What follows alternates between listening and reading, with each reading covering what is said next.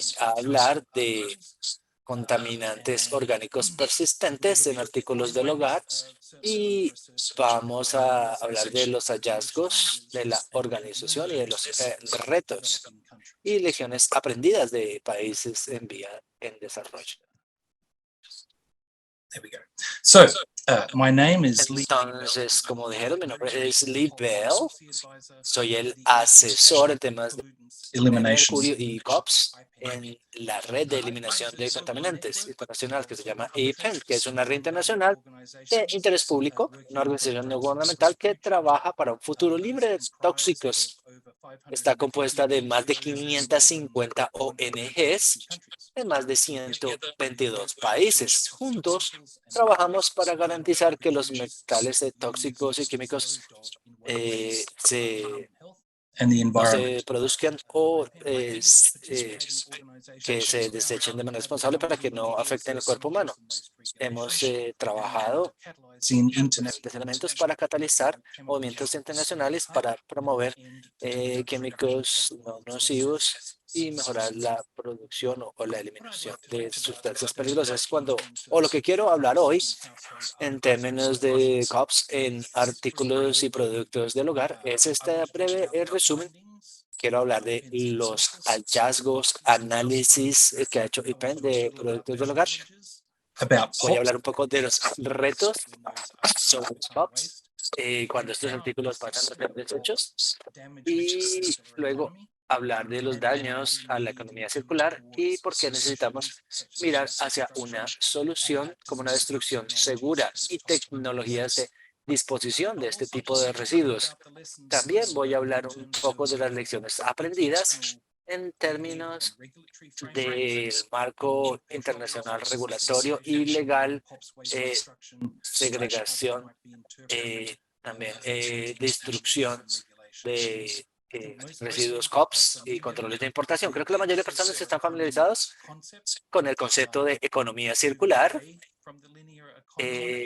alejándonos un poco de la economía lineal, de la extracción de recursos, producción, distribución, consumo y luego residuo, hacia pasar un ciclo más cíclico, donde se capturen y se retengan grandes los materiales que se puedan reutilizar o reciclar sin tener que enviarlos como material contaminante. Entonces, en términos de productos del hogar que contengan COPS, esta es una breve lista. No incluye todos, obviamente, pero los más comunes que podemos encontrar, por ejemplo, los aparatos electrónicos que luego pasan a ser residuos electrónicos que podemos encontrar diferentes PVDs, diferentes sustancias contaminantes e incluso dióxidos PCBs presentes en sus artículos o sustancias que pueden generar durante la fase de manejo de residuos. Algunos son bien conocidos, que conocen la utilización de PCBs que ocurren en todos los edificios, como por ejemplo aislantes de paneles de puerta, de piso, madera tratada, y aún puede estar presentes en muchos hogares hoy en día, a pesar de que esas sustancias fueron, se incluyeron entre los 50 a los 90. Otro fuente común de COPS en artículos del hogar son las espumas aislantes de construcciones, principalmente contaminado con HBSD. Sí, usted ya conoce la fórmula. Y áreas de interés particular también para IPEN es la presencia de COPS en los juguetes infantiles. Lo que hemos logrado analizar es la presencia de dioxinas, clorinadas, como parafinas y un número de otras sustancias. Y voy a hablar un poco más de esto en la presentación. De manera similar, tenemos que también hemos utilizado y que contienen diferentes contaminantes, PBDs, etcétera. Mucha gente tampoco se da cuenta que los cosméticos contienen materiales también contaminantes, PFAS, potencialmente contienen también FOs, PFAS, diferentes moléculas, así como los empaques de alimentos, de papel, de cartón. Otros en rango son, por ejemplo, muebles textiles que incluye colchones, muebles, cortinas, ropas, zapatos y en particular cosas como equipos de campamento, which como require las carpas, que requieren calidades que repelan el agua. Entonces, pues estas sustancias contienen as well as other. PFO, PFAs, este tipo de materiales. Antes de, o químicos fluorenados, ¿no? También quiero hacer unos comentarios antes de continuar de lo que abran a aplicaciones abiertas de PCB, que es un tema legado que algunos Most of them se have been usan removed. en algunos países, la mayoría ya se han eliminado, pero hay algunos todavía que hay allí. Uno de los sitios en que se pueden encontrar, donde se ha hecho muy poco progreso, es en algunos edificios, en algunos hogares, en algunos colegios. Este tipo se utilizan en pinturas como retardantes, a veces en algunos electrónicos de fuego, pero también en algunos desellantes en áreas húmedas, en los hogares. Y uno de los problemas asociados es que liberan PCBs hacia el aire interior y un número de estudios en Estados Unidos han encontrado que muchos colegios tienen a veces elementos en el artículo que hace daño a la salud de estos PCBs debido a las emisiones de este tipo de material flexible que es como bastante flexible. También es un alto riesgo de que se agrieten y produzca fuego y si hay incendios genera dióxido de Removed carbono. by non. Hay problemas si se elimina por parte de no expertos cuando las ocasiones va a crear un polvo contaminante. Otro punto al respecto y para los de interés, uno de los problemas más grandes que encontramos acá, que hay unas pinturas que contienen PCB, pueden emitir hacia el aire, pero también pueden mezclarse con materiales subyacentes como Contaminates the madera, other. concreto, ladrillo y contaminan los otros materiales llevando a emisiones secundarias de PCB. Simplemente no es suficiente eliminar la fuente primaria y reemplazarla con materiales limpios porque PCB puede diseminar en el nuevo material limpio, causando contaminación de ese nuevo elemento también. Y hay un ejemplo allí donde, por ejemplo, una grieta que contenga este contaminante en una concentración de más de 200.000 miligramos por kilo se eliminó de allí. Y cuando lo reemplazaron con nuevos materiales libres, limpios de PCB, en un mes tenía contenidos muy altos de PCB de nuevo, de 20.000 miligramos por kilogramo. Incluso ya, es un problema difícil de resolver después de haberlo eliminado. En Estados Unidos, And 25,000. más o menos entre 12.000 y 25.000 escuelas construidas entre los 50 y los 80 tienen este problema y impactan.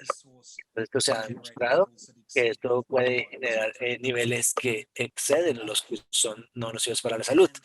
Y otro tema que vale la pena mencionar antes de entrar en el análisis es el tema de diferentes sustitutos que también se encuentran como un problema en diferentes productos y artículos han sido prohibidos a través de la Convención de Estocolmo y las compañías pueden construir nuevos químicos, sustancias similares, pero también de clases similares de químicos. Entonces, hemos visto dentro del reemplazo de estas PFOs y PFAs con sustancias de H2FOH que comúnmente se utilizan en aplicaciones textiles y también se ha encontrado que se degrada a otras sustancias que contienen PFAS o PFOA que también tenía que reemplazar,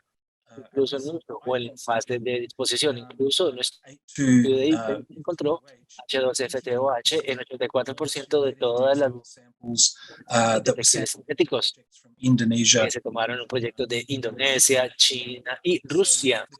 Entonces, la preocupación acá es que no queremos estar reemplazando POPs con otras sustancias químicas que sean similares y que pueda que tengan el mismo efecto en su fase de disposición. Esta gráfica viene del estudio a la derecha de IPEN de este año, PFAS en ropa en Indonesia, China y Rusia, y muestra claramente que el uso de H2FTOH es bastante amplio en los textiles de estos diferentes países y la opción de ropa que que se tomó para el proyecto principalmente miraba el tipo de productos que se tienden a utilizar para repeler el frío o la nieve o la lluvia. Entonces, esos que tienen propiedades que repelen la humedad son los que normalmente contienen estos materiales PFA. Como pueden ver acá a este lado de la pantalla, hay un número de productos que pueden contener PFA, incluyendo Wrappers, cosméticos, papel para hornear, envolturas, artículos de cocina, etcétera. Una de las cosas que sorprende acá, de hecho,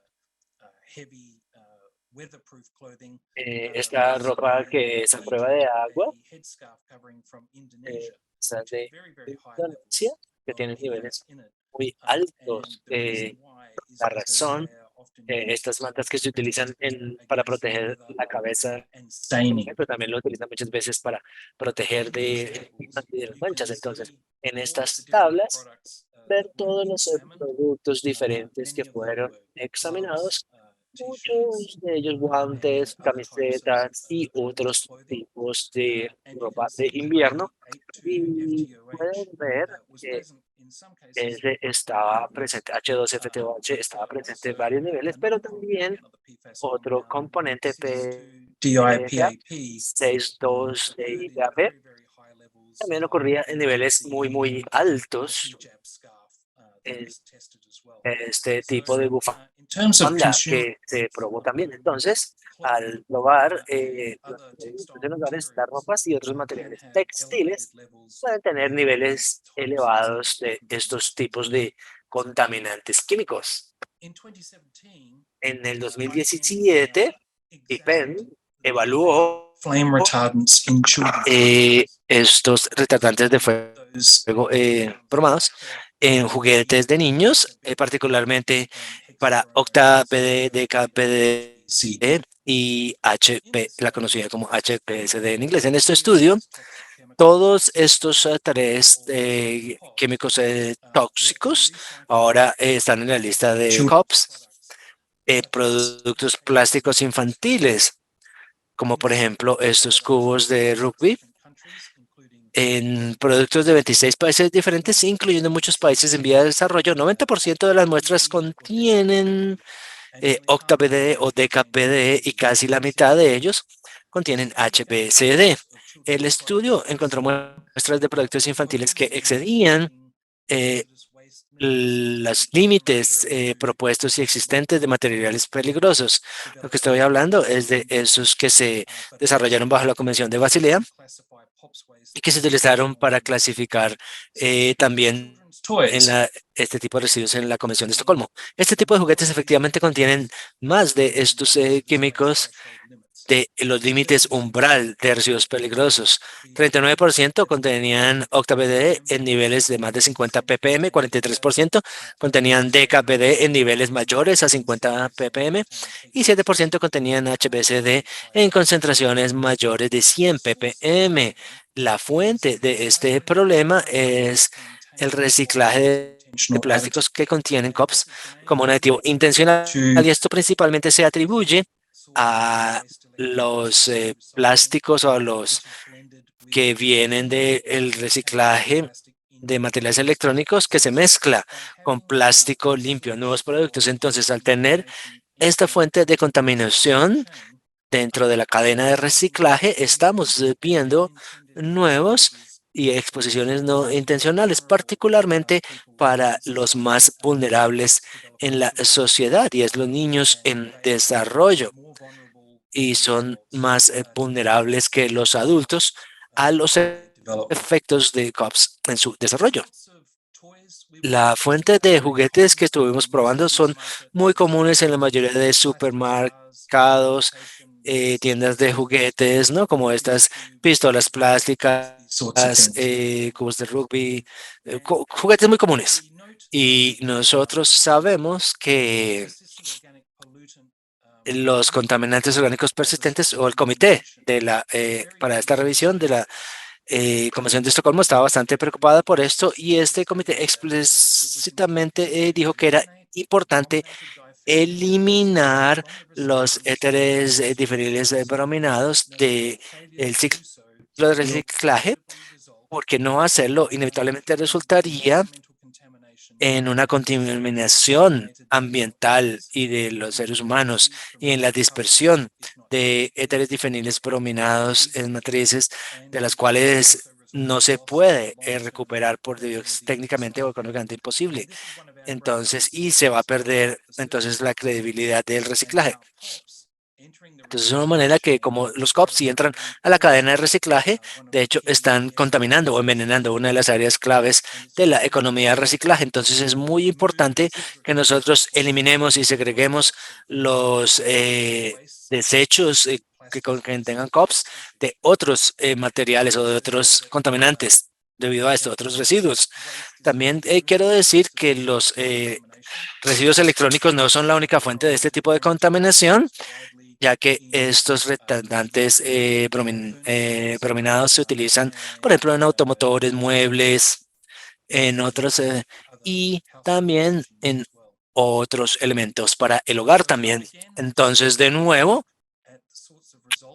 una mirada rápida, fuente de resultados de las pruebas de estos diferentes tipos de muestras de alrededor del mundo, un número de ellos de Europa, pero también varios de otros países, y podemos ver que este PD o DKPD, estos niveles de estos contaminantes, van a niveles muy altos en algunas circunstancias, pero no hay un patrón claro. Esto sugiere que el material no se agrega al plástico cuando se hace el juguete, sino que viene de el reciclaje de plásticos contaminados que se mezclan con plásticos limpios para hacer estos juguetes.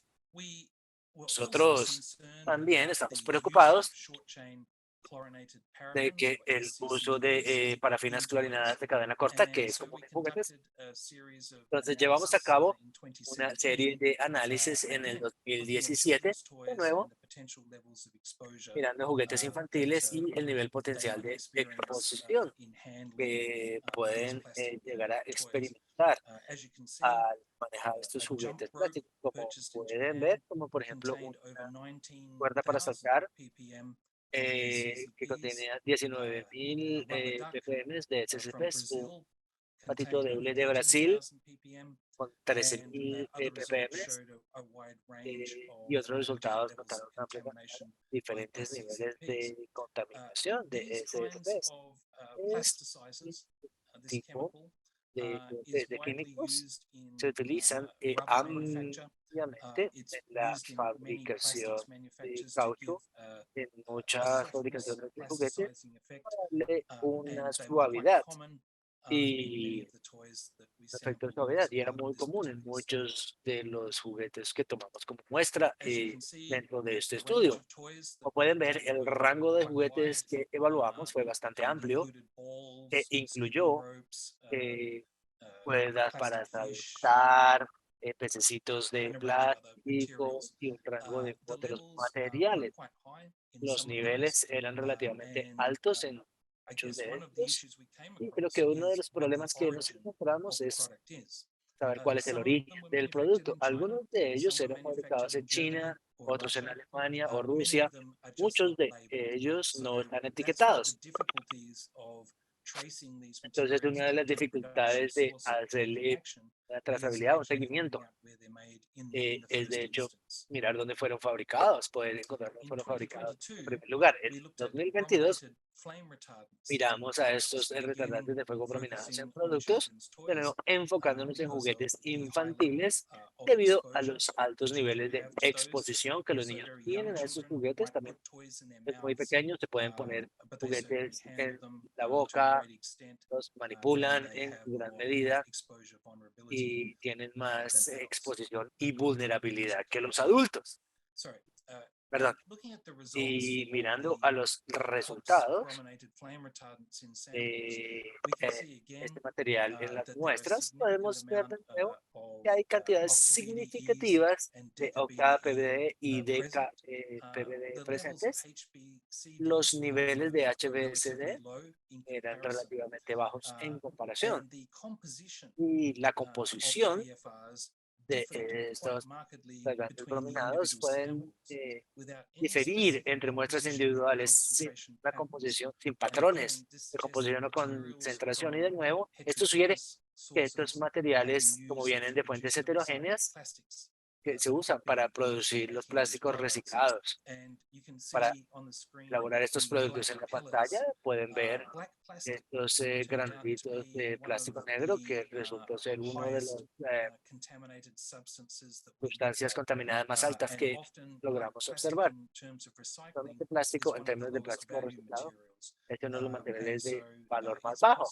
Entonces, es posible que plásticos de residuos electrónicos también se mezclen allí debido a su bajo costo y sus usos limitados en el mercado. Solo comparando por un momento and 2020 los in resultados two entre 2017 y 2020 en dos series de estudios que realizamos, podemos ver que en la mayoría de los casos OctaBDE, los niveles siguen relativamente constantes entre 2017 y 2020, incluso con un par de resultados más bajos en términos de rango. Pero cuando miramos a DKPDE, la cantidad ha aumentado dramáticamente en términos de la concentración en los artículos de todas las tres locaciones que miramos. Es difícil sugerir por qué podría ocurrir esto, aparte de que porque haya cantidades más grandes de materiales que pasan a través de la cadena de reciclaje o que la difusión de plásticos contaminados con DKPD está ocurriendo en una tasa más alta. Las dioxinas brominadas fueron objeto de nuestra investigación. Las dioxinas brominadas no están catalogadas como COPS en este momento del tiempo, no están en la lista de la Convención de Estocolmo. Sin embargo, tienen la mayoría de las mismas propiedades que las dioxinas clorinadas, particularmente en términos de toxicidad y algunos de los perfiles que están asociados con ellos. Para este estudio, de nuevo, miramos no solo a juguetes, sino otros elementos que están en contacto con niños, como por ejemplo productos para el cabello, cepillos para el cabello, etcétera. Y la fuente de dioxinas brominadas puede ser de un par de áreas diferentes. Estas pueden cambiar en productos nuevos y es porque los PVDs o retardantes de fuego brominadas normalmente tienen contaminación de dioxinas brominadas, furenos de la producción. Entonces, se puede trazar contaminante en productos nuevos, BFRs. Entonces, se puede pasar a productos también, se pueden crear del reciclaje de materiales plásticos debido a los procesos de calentamiento que se involucran cuando se hacen los diferentes procesos mecánicos del reciclaje de plástico. La temperatura, estos rangos de temperatura, por ejemplo, son compatibles con la formación de dioxinas brominadas. Como lo mencioné antes, las dioxinas brominadas son los análogos brominados de las dioxinas clorinadas y comparten toxicidad o perfiles potenciales de toxicidad muy similares, y la OMS recomienda utilizar los mismos factores equivalentes de toxicidad. Entonces, si bien no es un COP que está en la lista de Estocolmo, pueden contribuir de manera significativa a la ingesta humana de dioxinas, y se ha encontrado en productos que liberan polvo también dentro del hogar y aumentan la exposición humana. El reciclaje de plásticos contaminados con PDE lleva a la contaminación con dioxinas brominadas de algunos productos del hogar. De nuevo, esto es un breve resumen de las muestras seleccionadas para análisis en este reporte. Incluyen muestras de Argentina, Nigeria, India, entre otros. Y el muestreo se llevó a cabo durante un periodo extendido y los resultados están allí. Pero de nuevo, se tomaron diferentes, por ejemplo, también ganchos para el cabello, guitarras pequeñas, etcétera.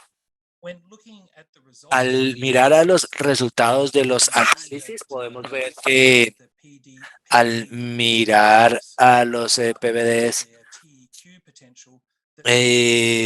a que algunos de estos elementos fueron muy altos, y esa es una preocupación cuando se midieron bajo el método Diacalix, que ya lo explico en un momento. La dioxina de la actividad de dioxinas totales fue mucho más alta, sugiriendo que hay otras sustancias con dioxinas en los juguetes plásticos que también están contribuyendo a exposición, y esto puede incluir cosas como dioxinas como PCBs. Entonces, ¿qué significan estos resultados? Los niveles de actividad de Calux o como dioxinas están en un rango de entre 210 a 17.000 kilogramos, y ese método activamente mide la dioxina total, la actividad similar a dioxinas de total. Entonces nos da toda la actividad similar a dioxinas en todos los niveles dentro de la muestra. Y nosotros sabemos que 1.000 picogramos por gramo es equivalente a los niveles límite peligrosos propuestos para dioxinas clorinadas en la Convención de Estocolmo. Entonces, con los mismos resultados, hasta 17.000 picogramos por gramo, hacia alrededor de esos umbrales de sustancias peligrosas. Los productos de consumo que exceden esos límites de residuos peligrosos de dioxinas clorinadas incluyen juguetes de la República Checa, Argentina, India, Nigeria. Entonces estaba parecido a incineración de residuos que puede incluir de 350 a 25.000 picogramos por gramo TQ medido a través de Calux.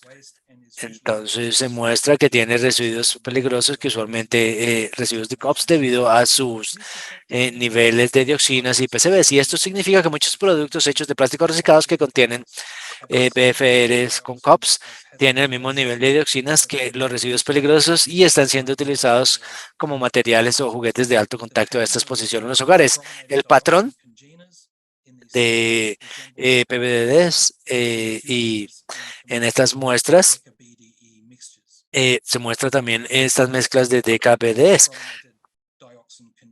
y esos son los de diferentes patrones que sugieren que gran parte del plástico se ha introducido en la cadena de reciclaje, perdón, que contienen DKPDE.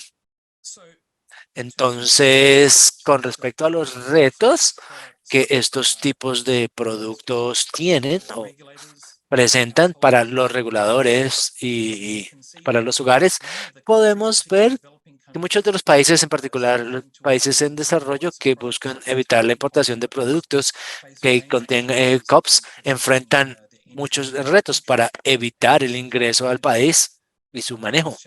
Algunos de estos retos incluyen las capacidades para hacer análisis en laboratorios. Es difícil hacerle prueba a estas muestras, la falta de etiquetado de contenido de COPS, dificultades para implementar los requisitos de nivel de contenido de COPS, o los umbrales que mencioné. También dificultad para determinar el origen de los productos.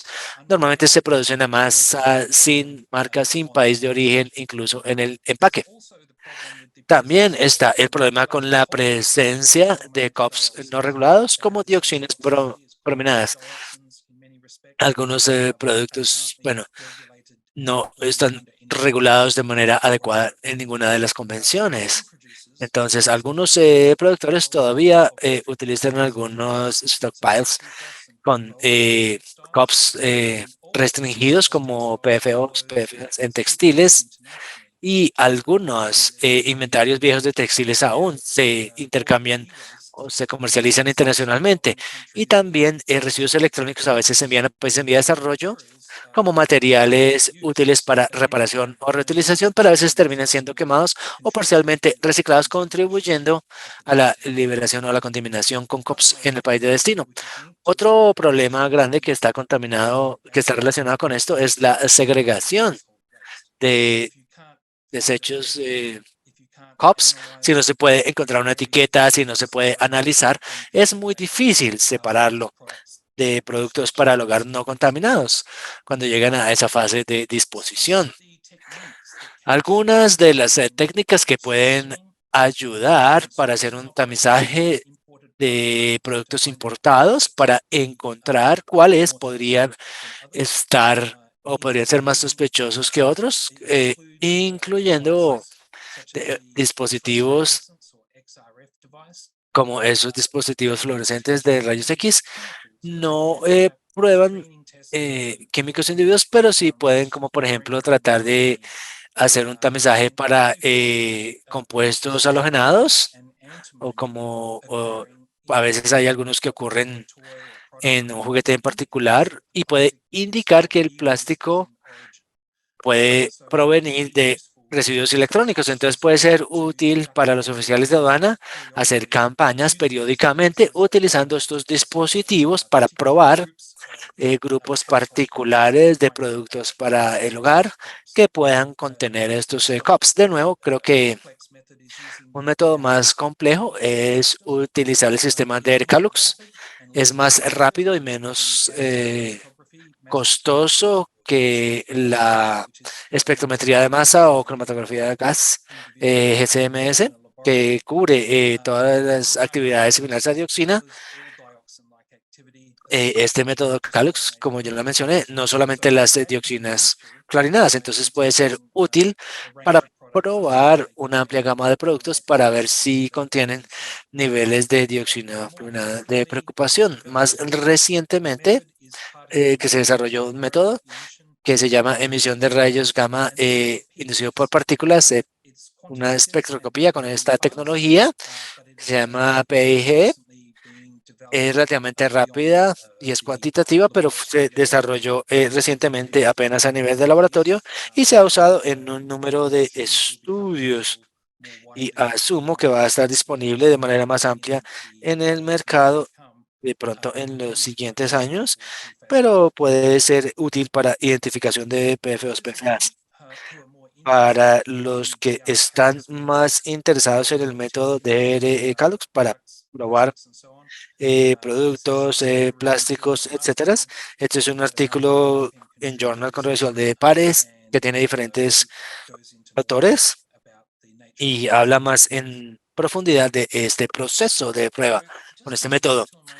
Volviéndonos a un momento a las lecciones aprendidas y qué tipo de acciones deberíamos o podríamos tomar para avanzar de la situación actual hacia una situación donde tengamos menos COPs en los productos para el hogar, hay una necesidad de iniciativas de política global para apoyar, en particular, los países en desarrollo para controlar los COPs en productos existentes o en fase de disposición o de desecho. Aditivos para materiales como plásticos deben utilizarse para hacer tamizaje para evitar sustancias persistentes tóxicas biodisponibles que ingresen y que no ingresen a la cadena de producción para reducir la exposición humana, porque gran parte de estos aditivos químicos no cae hacia los productores de los plásticos o los materiales, sino recae hacia el sector de reciclaje.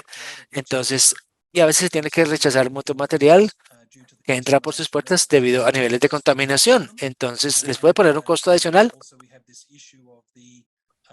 Y tenemos este tema de la reputación también del reciclaje, que está afectado por producir plásticos contaminados. También debemos abordar la sustitución,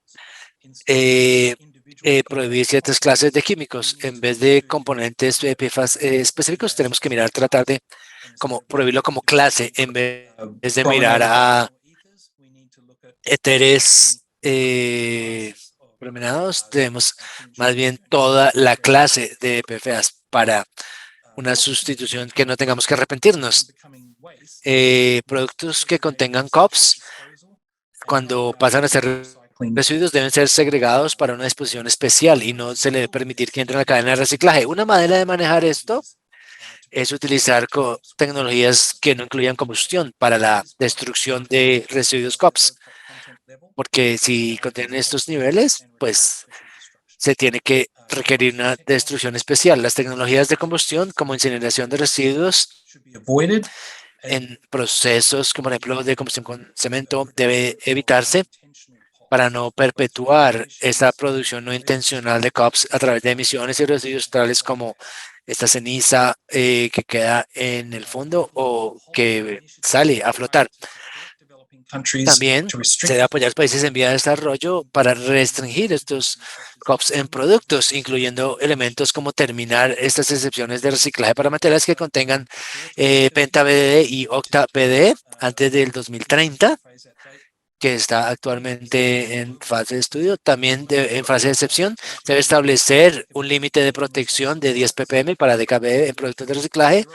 Un límite de 0 sería preferible, pero 10 ppm reconoce el legado residual de estos químicos en algunos productos reciclados, que puede ser suficientemente bajo para proteger la salud humana. También se debe mirar el establecimiento de niveles de contenido bajo de COP de 50 ppm para la suma de PBDs y 100 ppm para HPSD en la Convención de Basilea y de Estocolmo, para ayudar a garantizar la separación de bienes contaminados de reciclaje y también para limitar el movimiento transfronterizo de estos COPs.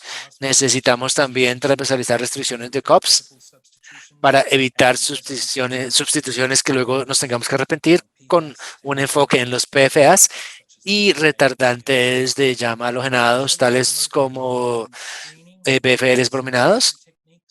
Diferentes técnicas de también promover e implementar técnicas de tamizaje y separación para evitar residuos o COPs. Entonces, ¿cómo podemos destruir todo este tipo de desechos? 4 elementos se han tomado. La identificación de los productores también en la fase y la separación de desechos que no contengan COP. Y número 3, la selección de tecnología, combustión o no combustión, y luego la destrucción o transformación irreversible, también como se requiere en la Convención de Estocolmo. ¿Qué tecnologías destruirían este tipo de desechos con COP? Si quieren encontrarlas, están en las guías técnicas de la lista Basilea para la gestión segura ambientalmente de residuos. La Comisión de Basilea las desarrolló y las actualiza regularmente, y van a encontrar un número de tecnologías allí. No es completo porque hay otras técnicas y otras tecnologías que están actualmente disponibles, pero sí da un buen punto de partida. Infortunadamente, Los incineradores que se utilizan en plantas metalúrgicas están incluidos en esta lista debido a sus operaciones a alta temperatura que se cree que es necesaria para destruir los desechos COPS. Esos tipos de instalaciones son, bueno, incluyen tecnologías de combustión, pero son contaminantes en el sentido de que cuando queman los COPS, crean COPS de manera intencional, como dioxinas en sus emisiones y sus residuos pueden tener estas cenizas, ¿no? También la mayoría de UCOPS en estos días que pasan al suelo, ¿no? Como dije, ¿no? Que en esta ceniza y también puede contaminar. Entonces, esas instalaciones tienen que tener razonablemente buenas cantidades de filtros de aire y control de residuos. Entonces, estos contaminantes, una vez se liberan al suelo, pueden ir incluso a la cadena alimenticia y aumentar la exposición humana. Y estas tecnologías de combustión producen amplios volúmenes de gases de efecto invernadero, ¿no? Hay que compensar. Y solo para ilustrar por un momento este ciclo de COPS no intencionales a través de incineración, podemos ver aquí en el ciclo, los residuos se envían para incineración que generan ceniza. Esa ceniza se recolecta y se ha usado incluso en materiales de construcción, eh, carreteras o se envía a botaderos, contamina el ambiente y tiene dioxinas y otros COPS no intencionales y puede ir a la cadena alimenticia. Y hemos encontrado, por ejemplo, a veces en gallinas, que son un indicador muy sensible de dioxinas y otros contaminantes. Y niveles muy bajos de dioxinas en el suelo pueden, de hecho, llevar a huevos de gallina contaminados con niveles mucho más altos de que los estándares de la Unión Europea para consumo. Entonces es un tema bastante real. El tipo de tecnologías que se utilizan es un problema. Las de no tecnología. Bueno, pero hay algunas de ellas que buenas, algunas de ellas presentan soluciones porque hay un amplio rango. Entonces hay unas que son móviles que se pueden llevar incluso a sitios donde ya hay grandes inventarios en vez de tener que llevar incluso los residuos hasta las plantas. Entonces la tecnología se puede mover. Por ejemplo, en países en vía de desarrollo donde tienen grandes montones de PCBs o de desechos y es muy costoso y difícil mover todos estos desechos hacia incineradores seguros, este tipo de tecnologías libres de combustión se puede llevar hacia allá. El legado de la contaminación de COPS no se mueve como yo dije, sino hacia la nueva matriz y entonces no genera cenizas. El legado se destruye permanentemente en la tecnología libre de combustión.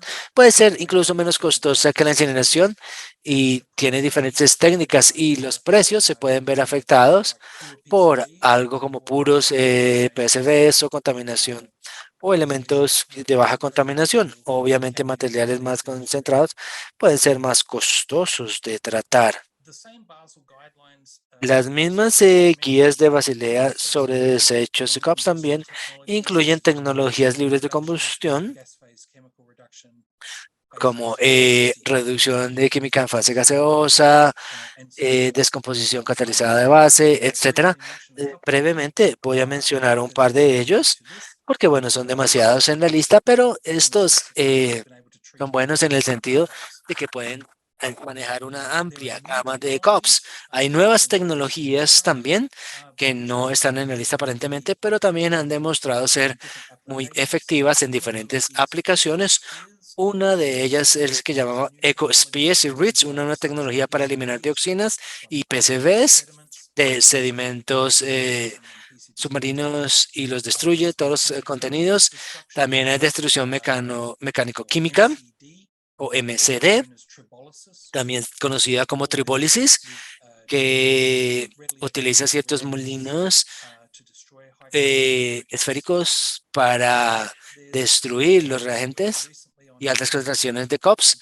También hay alguna tecnología con oxidación electroquímica para la destrucción de PFAS que también ha demostrado ser efectiva, así como la tecnología de electrones formatados. Simplemente por un momento para hablar de la reducción química en fase gaseosa.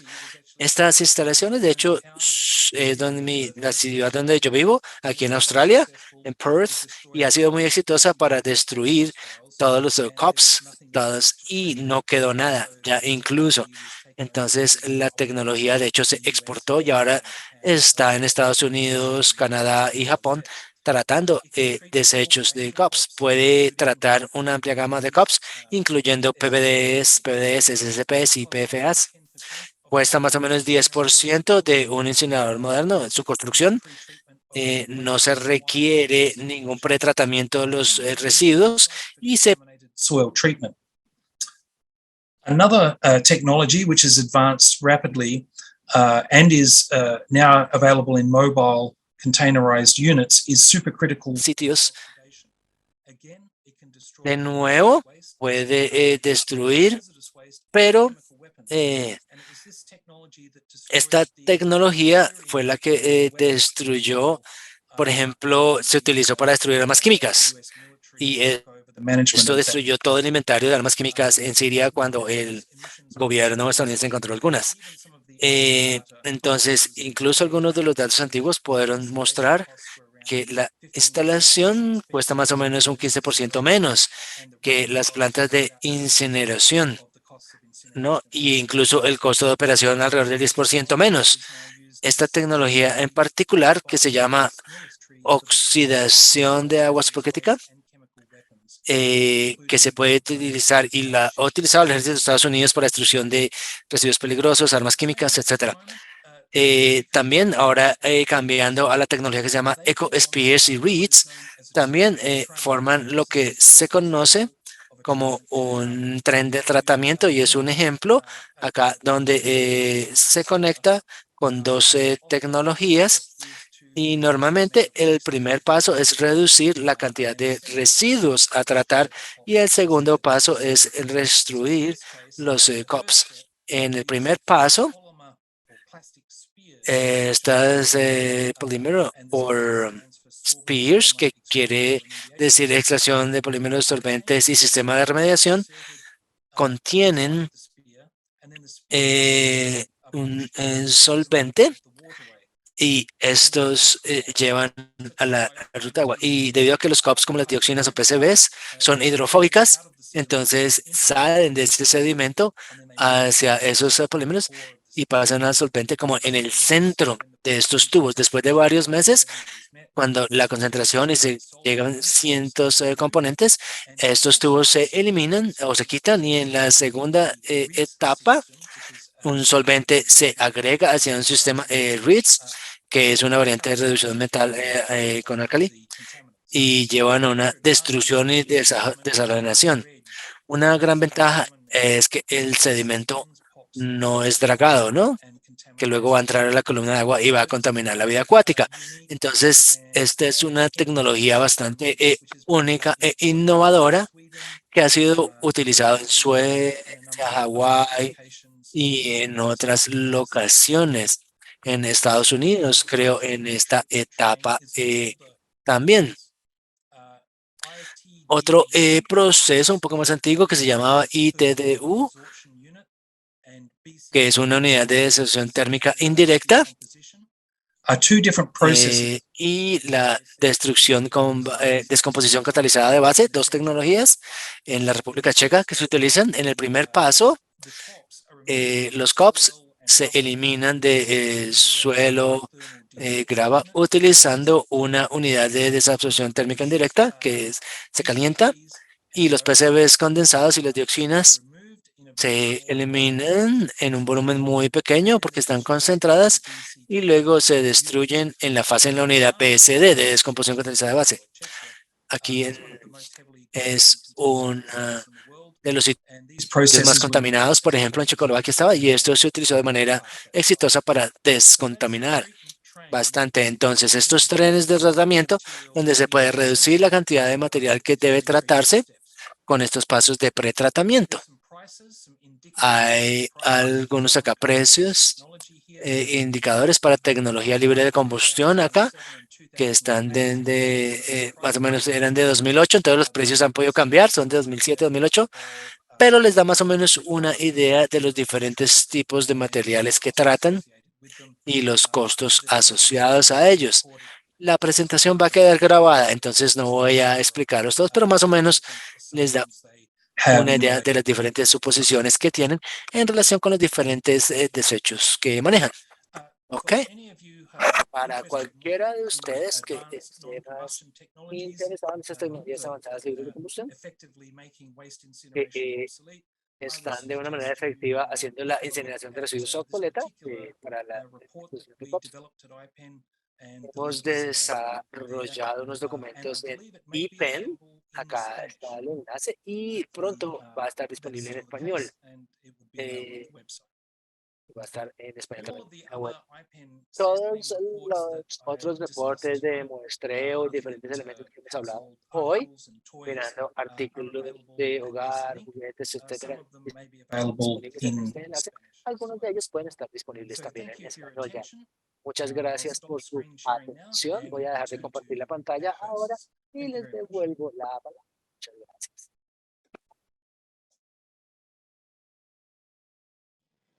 Dr. Lee, thank you very much for your kind presentation.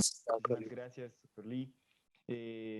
La verdad, la presentación estuvo bastante completa e interesante. Tenemos varias preguntas que queremos resolver, algunas nos las han, pues, que nos han ido formulando el público a través del tiempo.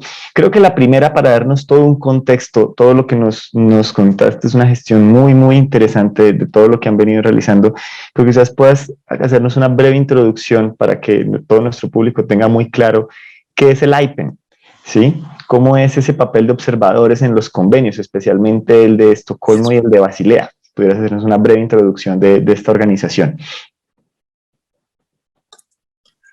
Yes, certainly. Sí, ciertamente. IPEN, la Red Internacional para la Eliminación de Contaminantes, de hecho, se formó alrededor de la misma época de la Convención de Estocolmo, cuando se creó, y el nombre original era la Red Internacional para la Eliminación de COPS, pero su trabajo se expandió tanto que ahora manejamos con muchos otros contaminantes, aparte de los COPS, incluyéndome a mí, trabajo bastante con mercurio y otros contaminantes también. Entonces, IPEN es una organización que es una red de más de 500 grupos de ONGs que operan en todo el mundo, en muchos países diferentes. Y el papel o el rol de IPEN es traer información a los diferentes países, diseminar esa información a las convenciones internacionales, tomarla de los investigadores y llevarlas a las diferentes convenciones y luego también hacer nosotros difundimos esta información también de manera recíproca de las convenciones a las ONGs.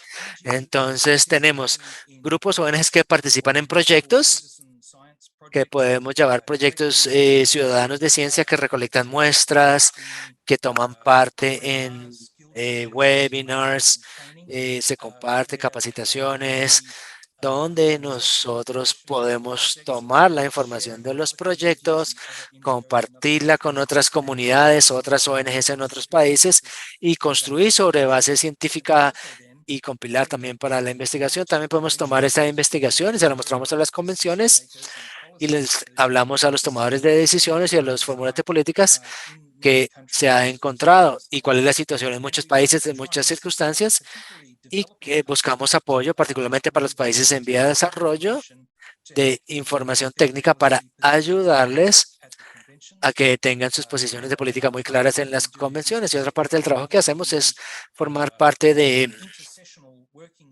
los grupos de trabajo interseccionales. La mayoría de ellos son comités técnicos que trabajan en guías técnicas alrededor de diferentes químicos, diferentes procesos, y trabajamos en esos procesos para tratar de agregar valor e información para la revisión de diferentes guías que están disponibles. Algunas veces utilizamos datos que hemos generado internamente en IPEN, otras veces hacemos citación de literatura revisada con pares para ayudar al proceso. Entonces es un sistema circular de dos vías de organizaciones de raíz que alimentan a las convenciones internacionales de químicos y luego IPEN y la Secretaría de IPEN ayudan también a pasar información de esas convenciones de vuelta también a esa organización. Perfecto, doctor Lee. Muchísimas gracias por esa explicación que nos da todo un contexto de la organización pues, que está detrás de toda esta información y realmente para qué nos sirve. Era algo que conversábamos en la sesión pasada y era, bueno, cómo podemos nosotros o los países en desarrollo utilizar la información que producen otros para tomar buenas decisiones. Entonces, en ese sentido, pues ya aquí tenemos varias preguntas específicas. Una es respecto a la relación entre el tipo de plásticos y el contenido de contaminantes orgánicos persistentes. Si deberíamos preocuparnos solamente por plásticos que están presentes en los RAE, como el ABS, el poliestireno, etcétera, o si también deberíamos considerar plásticos provenientes de material vegetal, hablando, por ejemplo, está el PLA, creo, sí, que es un plástico que se utiliza para impresión 3D, etcétera. No sé si podríamos... Yes, it's an interesting question. Thank you for that. Sí, una pregunta interesante. Gracias por eso. Hay algunos plásticos que han sido un mayor enfoque para contaminación de COPs que otros, los RAE, o también de automóviles, de residuos de artículos electrónicos. Han sido generalmente una gran preocupación sobre la utilización de estos plásticos negros que se utilizan en el reciclaje. No sabemos el origen, pero tiende a tener muchos más de estos contaminantes. Con este tipo de plástico proveniente de vegetales, no conozco ningún estudio por el momento que haya mostrado niveles de COPs de preocupación en esos plásticos. No digo que no pasa, digo que puede pasar, pero no he visto reportes de eso aún todavía. Ha habido algunos reportes de contaminación con COPs que ocurre en algunas operaciones de compostaje. Y porque a veces no se segrega bien, podríamos tener un problema, ¿no? Si se incluyen algunos plásticos en algo de compostaje, pero simplemente es algo que está surgiendo y no hay bastante literatura al respecto. No sé, quizás es algo para un proyecto de IPEN en el futuro. About that. Perfecto. Pero en esta etapa no hemos visto. Han encontrado, digamos, contaminantes en juguetes para mascotas. Usted nos mostraba juguetes para niños, pero si en mascotas o en temas que estén relacionados con animales, se ha encontrado también contaminación de estas sustancias que nos mencionaba en su presentación. Now I have another project for IPEN. Bueno, ahora tengo un nuevo proyecto. La verdad es algo que nunca había considerado, pero ahora que lo mencionan y que surge esa pregunta, creo que sería muy interesante también. Particularmente de preocupación es que muchos de esos juguetes animales, particularmente de perros, son muy, no sé la palabra, como que se pueden como espichar, apachurrar, que probablemente es un potencial alto como para algo parafinas clonadas de cadena corta que se utilizan allí. Entonces, en términos del proceso de fabricación, si miramos algo como nosotros lo llamamos el patito de hule, ¿no? Que los ponen a los niños a flotar en la tina. Eso es un material muy similar a muchos de estos juguetes para animales. Entonces, si los juguetes infantiles se encuentran durante un tamizaje y se encuentra eso, yo no veo por qué serían muy diferentes de los juguetes animales. Entonces, no he visto estudios o evidencias, pero sí es muy interesante. Quizá podríamos incluir algunos de esos ítems en nuestro siguiente estudio. Estaría muy interesado en esto, porque claro, tengo un perro grande y ese también tiene ese tipo de juguetes y no había considerado eso. Otro otro elemento que también tiene muchos plastificantes está pues ligado de manera indirecta a la pregunta anterior, de una manera más industrial, son los elementos de protección personal, a los que pues estamos más expuestos y todo, puede que esto también esté generando la exposición a la gente por contaminación en los plásticos que se utilizan para producir estos elementos de protección personal. Yes, I couldn't comment. Sí, no podría comentar como por ejemplo sobre los tapabocas, pero lo que sí sé es, por ejemplo, que hay algunos equipos de protección que normalmente se utilizan en un contexto de manejo de residuos peligrosos, contiene niveles muy altos de componentes con PFAS, por ejemplo, PFOA y PFOs. Estos se utilizan en equipos médicos, quirúrgicos, por ejemplo, estas batas de protección, guantes, y también he visto que ocurre en equipos de protección utilizados en investigación de sitios contaminados, ¿no? Donde los niveles de PFAS en los trajes de protección son tan altos que estaban interfiriendo, de hecho, con el muestreo, con los niveles de las muestras de los sitios que estaban buscando, por ejemplo, la contaminación de PFAS en el suelo. Entonces ahora hay advertencias de la mayoría de los manuales de guías para manejo de sitios contaminados para tener mucho cuidado en la escogencia de los equipos de protección personal que no puedan tener o que utilizan estos componentes porque van a interferir con los resultados en el futuro. Entonces ha sido un problema, incluyendo con laboratorios, donde los equipos de protección en laboratorios también se encuentra que contienen PFAS, e incluso sí, hay materiales de laboratorio que utilizan, que se han encontrado algunos químicos de PFAS, entonces, de los guantes de laboratorio. Entonces, hay un proceso de aprendizaje también que estamos revisando en el momento para identificar estos tipos de fuentes, pero ciertamente PFAS en el equipo de protección personal está presente en muchos de los equipos de protección, particularmente estos que son responsables de protegerle de humedad en contextos médicos de fluidos y ese tipo de cosas.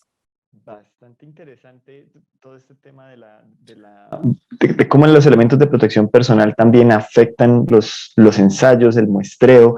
Y hablando de temas de laboratorios, una de las dudas o de la información que más capturó nuestro interés fue este método de Dr. Calux para el análisis de dioxinas y furanos. Sabemos que tenemos ya un artículo nuevo para leer y seguramente tendremos que profundizar en el tema, pero no sé si usted podría comentarnos un poquito sobre este método. Yes, the DR Calix method. Sí, el método de Calix es un método de bioensayo. Sí, se utiliza para mirar a todo el rango de actividades de dioxinas. No se utiliza para PFAS, pero sí se utiliza para PSVs, dioxinas clorinadas, dioxinas bromadas, y lo que hace es que da un nivel cuantitativo de toda la actividad similar de dioxina en una muestra. Porque es útil, es porque si fuéramos a mostrar como, por ejemplo, un huevo, utilizando huevo gallina, utilizando la cromatografía de gas, únicamente buscaríamos el pico de dioxina en la cromatografía.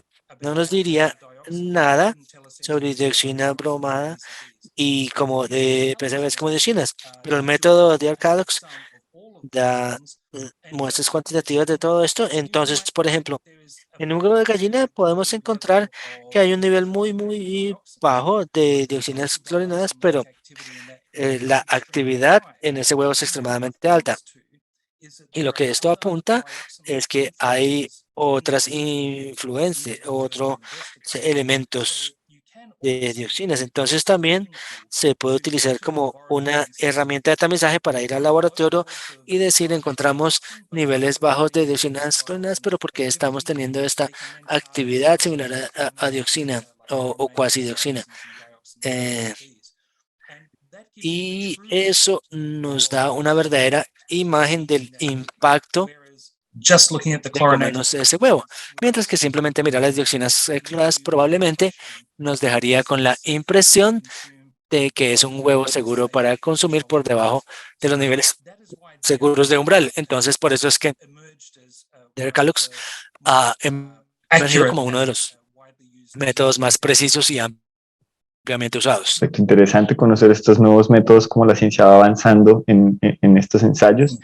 Y bueno, eso nos ayuda al tema de establecer límites, ¿sí? Entonces, sabemos que si bien lo más efectivo pues, es hacer sustitución antes que hacernos en el reciclaje, pues, ¿cómo cree usted que va este proceso de sustitución o de eliminación y cómo esas políticas públicas los países han sido suficientemente fuertes para lograr efectivamente que los contaminantes orgánicos persistentes o otros tipos de contaminantes puedan reducirse o eliminarse de los productos, pues, como usted nos mostraba, que pueden ser de uso diario? Yes, thank you. I think that Sí, gracias.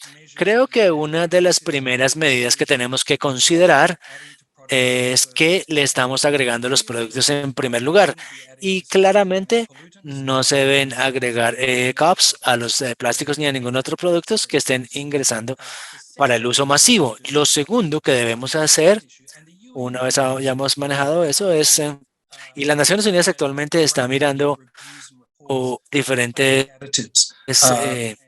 estudios sobre aditivos plásticos.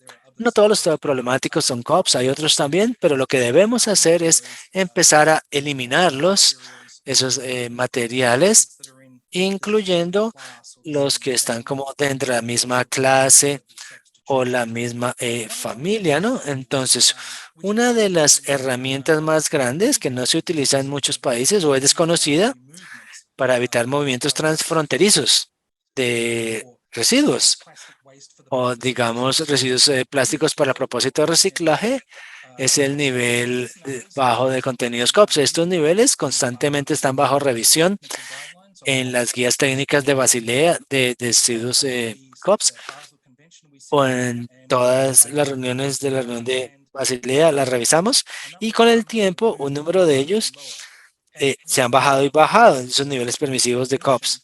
Entonces, lo que se tiene es una definición de qué es un desecho que incluye COPS, si está por encima o por debajo del umbral. Entonces, si se declara como residuo con COPS, no es aceptable llevarlo a otros países. Entonces, si tenemos una convención de Basilea y una convención de Estocolmo, con niveles muy estrictos de contenido de COPS, entonces va a evitar el movimiento de residuos que contengan esos materiales de países en desarrollo a países en vía de desarrollo.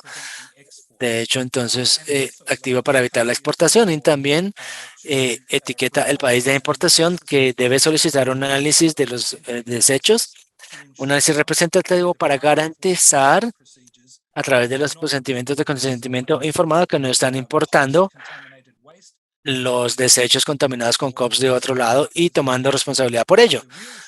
Porque el problema verdadero que tenemos y que hemos visto es que con el proceso de reciclaje, muchos de ellos en los países en desarrollo, entonces tenemos países desarrollados que exportan grandes cantidades de residuos plásticos y otros residuos contaminados con COPS que entran al sistema de reciclaje en países en vía de desarrollo. Y de allí están o son reexportados de vuelta al mundo. Entonces, no es que los países ricos se puedan deshacer del problema porque vuelve como un boomerang de nuevo en forma de estos productos. Entonces, al tener esos niveles muy estrictos de contenido de COP, va de pronto a ayudar a manejar ese ciclo de reexportar y se debería poner más atención en esto, ¿no? Por todas las partes en la Convención de Estocolmo. De hecho, esto conecta con una pregunta que nos acaban de hacer y con otra que nos habían hecho antes respecto a los límites. Entiendo que especialmente para el tema de retardantes de llama bromados hay diferentes propuestas, está la propuesta de 1000, está la propuesta de 500, como suma o independientes, diferentes propuestas para este. Entiendo que la propuesta de IPEN es 50. ¿Sí? Entonces, la pregunta es si el coprocesamiento de plástico sería viable solamente si los plásticos tienen menos de estos 50 partes por millón, o si nos pudieras contar un poco sobre esa visión de IPEN sobre estos límites de contaminantes orgánicos persistentes en productos. yes, the low pop content level. Sí, el nivel varía de cups, de contenido bajo varía para cada nivel. Entonces, se pueden tener niveles de 50 miligramos por kilo para algunos de los cups como PCBs, etcétera. Y para dioxinas es extremadamente bajo, hasta una parte por billón o trains. Entonces, lo que IPEN ha estado recomendando es que adoptemos límites nuevos más estrictos que sean más bajos que la mayoría de los límites existentes que tenemos acá en las guías técnicas. IPEN no se inventó estos números, ¿no? Estos números, de hecho, fueron generados con los consultores a través de la Unión Europea que realizaron una revisión amplia y detallada de los límites de COPS, de los límites inferiores de COPS, y lo que crearon fue un rango de valores. Y el rango de valores para cada uno de los COPS va de los niveles más estrictos, que era proteger la salud humana y el ambiente, hasta los niveles menos estrictos, que era para mantener utilidad económica, por decirlo así, de ciertas industrias. Y hubo como un nivel de compromiso en el medio.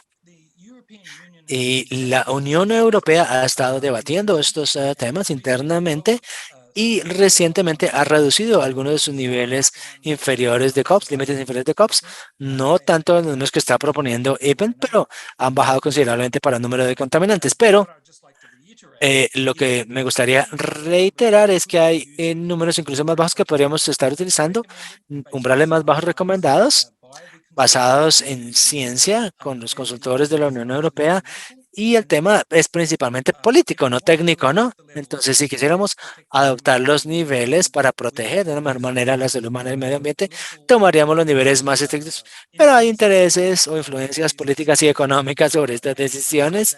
Entonces, por eso es que tenemos números que no son tan estrictos como probablemente deberían serlo en el momento, pero desde el punto de vista de IPEN es particularmente para los éteres de fenoles combinados y los TK, para algunos de ellos deben estar limitados a 50 miligramos por kilo, pero para productos individuales, para TK-PDE, deberían estar limitados a 10 ppm.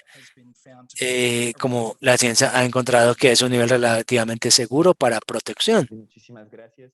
Tenemos espacio, creo que para dos preguntas, si es posible, también sobre este tema, no necesariamente de los límites, pero sí de cómo prevenir o cómo eliminar estas contaminantes, ¿sí? Entonces, sabemos que en muchos de los países en desarrollo, las mejores técnicas son la incineración, ¿sí? O el coprocesamiento. En su opinión, para la realidad de los países en vías de desarrollo, ¿cuáles alternativas podría recomendar entonces para manejar plásticos contaminados con contaminantes orgánicos persistentes? Si tiene conocimiento de algún país que haya implementado alguna técnica de eliminación diferente a estas dos que hemos mencionado, que son las comunes en nuestros territorios. Yes. Sí. Sí, es una pregunta difícil porque obviamente cuando se ha estabilizado estas plantas, ahí están. Esas tecnologías son fácilmente accesibles. La tasa de destrucción relativamente baja. Ciertamente esta separación o incineración obviamente son más baratas, pero no elimina los problemas que tenemos de emisiones al aire. Incluso para ciertos procesos hay aún emisiones, ¿no? Particularmente con incineradores, y también tenemos el problema de la ceniza residual. Mi punto de vista es que las tecnologías libre de combustión que están disponibles deben adaptarse a un nivel más amplio y también promoverse a nivel más amplio a través de procesos de las Naciones Unidas, tales como la Facilidad para el Medio Ambiente. Y de hecho, me alegra decir que de hecho hemos empezado 3 o 4 proyectos en diferentes países utilizando tecnologías sin combustión, y hay fondos disponibles a través de cofinanciación con los gobiernos de esos países y se han establecido para destruir estos inventarios viejos de PCBs, plaguicidas también y algunos otros materiales, pero creo que la principal ventaja con la no combustión es que no perpetúa problemas con dioxinas, sino también que es modular, transportable y se puede llevar hacia donde están los desechos si es necesario. Y si se fueran a tratar cosas como artículos de hogar contaminados con COPS, se pueden establecer como parte de instituto o instalación de largo plazo para este propósito de tratamiento. Algunos de estos, como reducción química gaseosa, as a genera hidrógeno como un subproducto. Y entonces funciona con hidrógeno, pero genera un exceso de hidrógeno que se puede vender como combustible.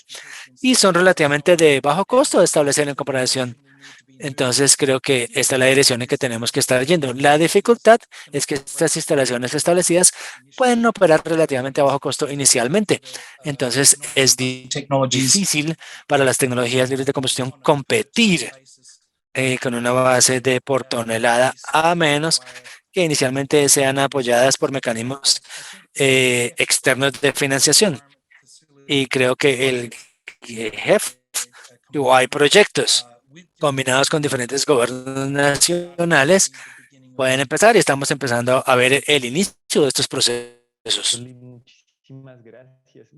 Bastante interesante y ya le dimos ideas para estudios para la EPEN, pues nos da ideas de cosas que podemos establecer en la relación entre de COPS. Sí, esta relación, hasta qué punto hay una relación allí directa entre los plásticos que estuvieron en contacto con contaminantes y su peligrosidad. Y si para los plásticos, por ejemplo, que contienen retardantes de llama o que han estado en contacto con PCBs, etcétera, las pruebas de lixiviación pueden considerarse apropiadas, o cuál es la mejor manera de saber que si estos materiales que tienen COPS o han estado en contacto con COPS son peligrosos. Yes, I think there's two aspects to the Sí, question. creo que hay dos aspectos de la pregunta. ¿Cómo sabemos que contienen COPS? Únicamente podemos decirlo haciendo procesos de tamizaje, ¿no? Y bueno, los oficiales de aduana son los que los pueden hacer, quizá en campañas aleatorias específicas que vienen una amplia gama de productos. Luego pueden encontrar que vienen de una ubicación en particular o en un tipo de juguete en particular y tienen problemas repetidos con ellos. Y pueden entonces de pronto rechazar la importación de esos productos en particular. Hemos visto esto creo que con juguetes de China que tienen niveles muy altos de plomo que tuvieron en las pinturas, etcétera, o algo. Entonces se pasó a ser un problema y luego entonces China introdujo regulaciones para tratar de eliminar ese problema. Entonces el tamizaje en el punto de entrada al país es un tema, pero para los consumidores es muy difícil porque no hay etiquetado. No se puede hacer los propios pruebas, es muy difícil.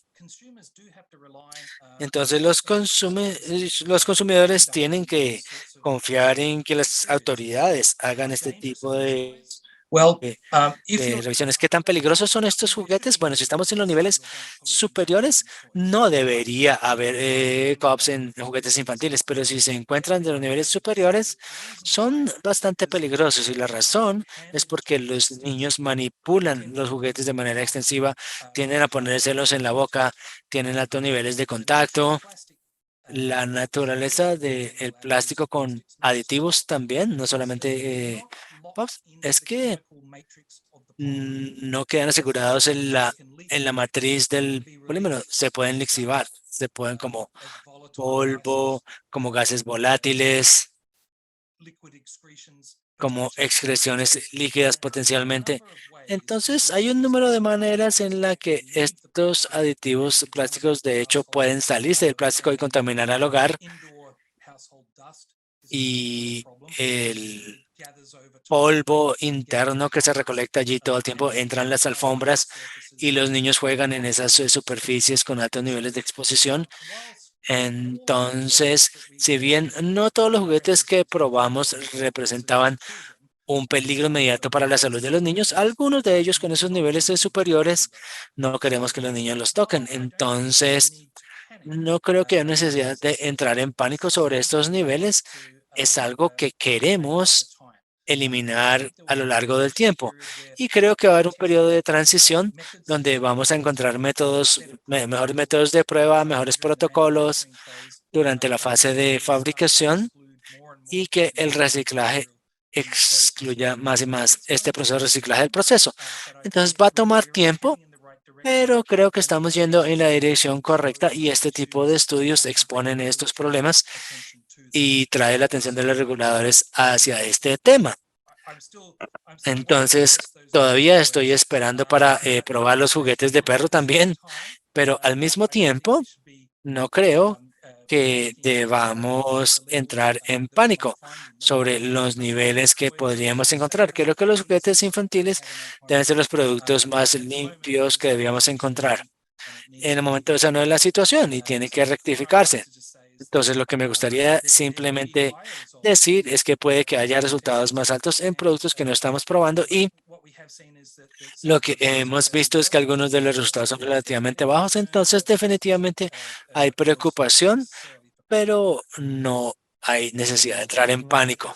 Por habernos respondido todas las preguntas, por esa intervención tan completa sobre contaminantes, sobre el riesgo que pueden representar realmente y sobre cómo abordarlo de una manera, como usted dice, adecuada, sin pánico, simplemente con la información para que se puedan generar las políticas y las acciones adecuadas para gestionar adecuadamente estos productos y proteger la salud humana y el ambiente, pues que son los objetivos finales de las convenciones.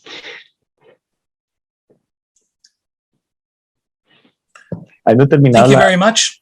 Muchas gracias. Thank you very much, Dr. Lee.